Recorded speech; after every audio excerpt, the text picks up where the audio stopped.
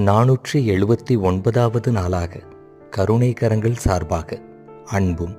அன்னமும் என்பதன் அடிப்படையில் கருணை உள்ளம் கொண்ட இஸ்லாமிய பெரியவர்களின் சார்பாகவும் அவர்கள் குடும்பத்தார் அனைவரின் சார்பாகவும்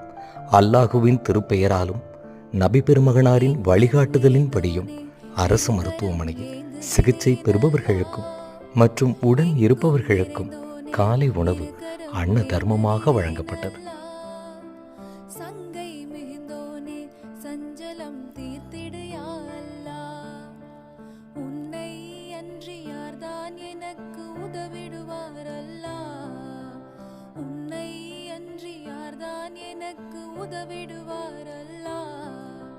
அன்பும் பண்பும் மாற்றல் நிறைந்த